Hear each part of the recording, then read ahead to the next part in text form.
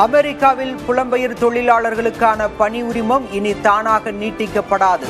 புதிய கட்டுப்பாடுகளால் இந்தியர்களுக்கு சிக்கல்.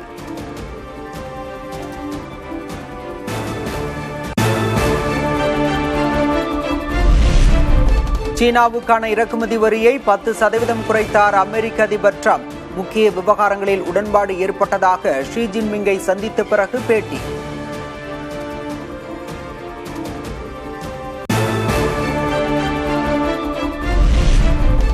பீகாரை கொள்ளையடிக்கவே காங்கிரஸ், ராஷ்டிரிய ஜனதா தளம் கட்சிகள் கூட்டணி வைத்துள்ளன. தேர்தல் பரப்புரையில் பிரதமர் மோடி பேச்சு.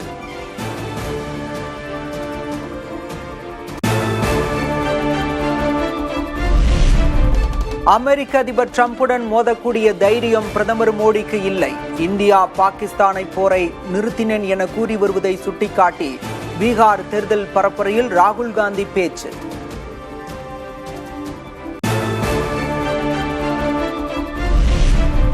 உச்சநீதிமன்றத்தின் அடுத்த தலைமை நீதிபதியாக சூரியகாந்த் நியமனம். BR கவாய் ஓய்வு பெறும் நிலையில் சூரியகாந்தை நியமித்தார் குடியரசுத் தலைவர்.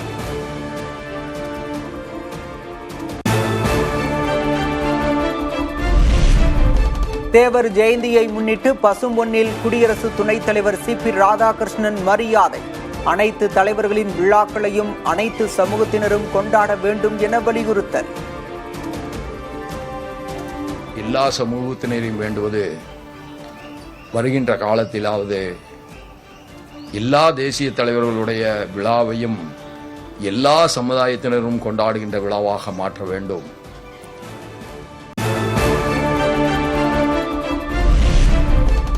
இந்தியாவின் சமூக அரசியல் வாழ்வில் ஆழ்ந்த தாக்கம் ஏற்படுத்திய மாபெரும் ஆளுமை பசும்பொன் தேவர். பிரதமர் நரேந்திர மோடி புகழஞ்சலி.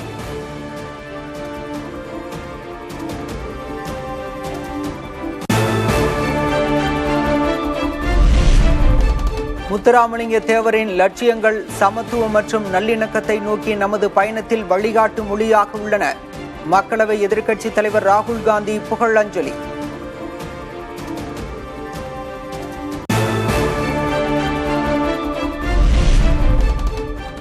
முத்துராமலிங்க தேவர் ஜெயந்தியையொட்டி பசும்பொன்னில் உள்ள நினைவிடத்தில் முதல்வர் MK ஸ்டாலின் மரியாதை. தேவருக்கு பாரத ரத்னா விருது வழங்க பரிந்துரை செய்யப்படும் என உறுதி. 3 கோடி ரூபாய் மதிப்பீட்டுள்ள தேவர் திருமகனார் பெயரில் திருமண மண்டபம் அமைக்கப்படும் என்று இந்த நேரத்தில் நான் உறுதியளிக்கிறேன்.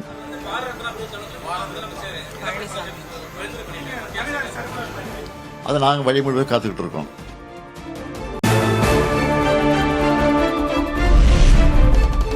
பசும்பொன் முத்துராமலிங்க தேவர் நினைவிடத்தில் அதிமுக பொதுச் செயலர் K பழனிசாமி மரியாதை. தேவரின் புகழை பரப்ப பல்வேறு நடவடிக்கைகளை அதிமுக ஆட்சியில் எடுத்துள்ளதாக பேட்டி.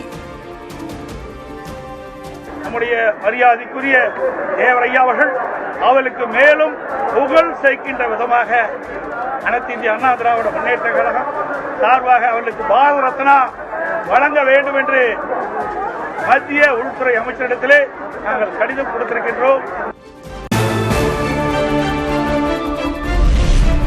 பசும்பொன்னில் TTV தினகரனுடன் O பன்னீர்செல்வம் செங்கோட்டையன் சந்திப்பு. சசிகலாவையும் சந்தித்து பேசிய பன்னீர்செல்வம் செங்கோட்டையன்.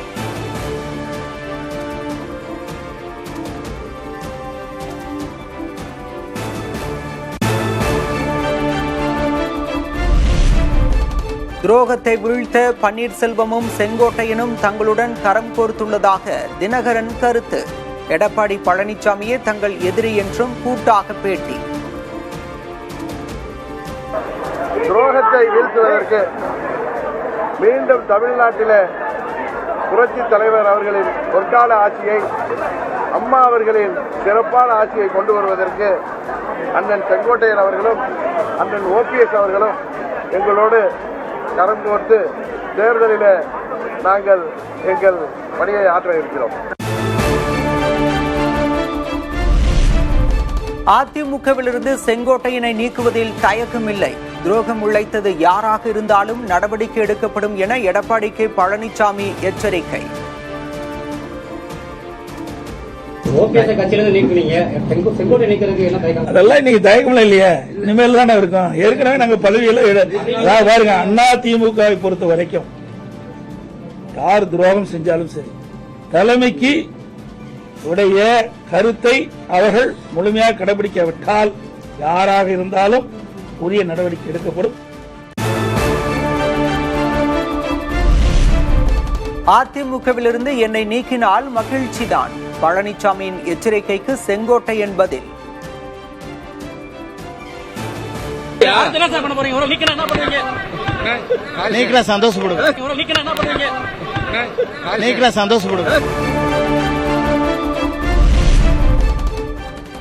பசும்பொன்னில் திடீரென கைகோர்த்த வைகோ மற்றும் சீமானுடனான பயணம் தொடரும் என வைகோ பதில்.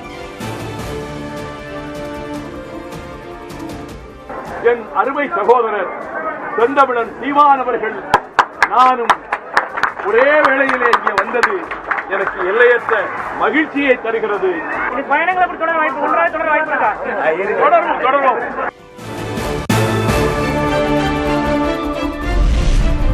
வாக்காளர் பட்டியல் தீவிர திருத்தம் தொடர்பாக திமுக தலைமையில் நடைபெறும் அனைத்து கட்சி கூட்டத்தில் பங்கேற்க ராமதாசுக்கு அழைப்பு. நவம்பர் 2ஆம் தேதி நடைபெறவுள்ள கூட்டத்தில் பங்கேற்க தாவேக, நாதேக உள்ளிட்ட கட்சிகளுக்கும் ஏற்கனவே அழைப்பு.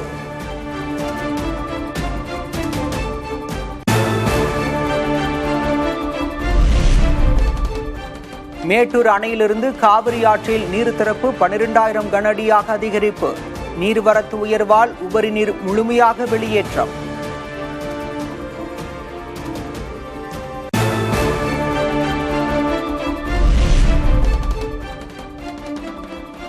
சென்னையில் ஆபரண தங்கத்தின் விலை சவரனுக்கு 1,600 ரூபாய் உயர்ந்து 90,400 ரூபாய்க்கு விற்பனை. காலையில் 1,800 ரூபாய் சரிந்த நிலையில் மாலையில் உயர்வு.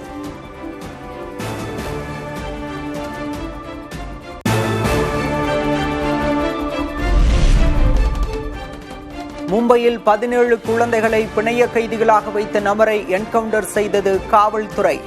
கடத்தல் நபர் போலீசாரை நோக்கி சுட்ட நிலையில் பதிலுக்கு போலீசார் அவரை என்கவுண்டர் செய்ததாக தகவல்.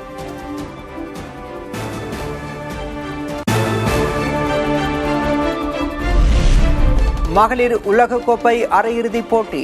இந்திய அணிக்கு 339 ரன்களை இலக்காக நிர்ணயித்தது ஆஸ்திரேலிய அணி.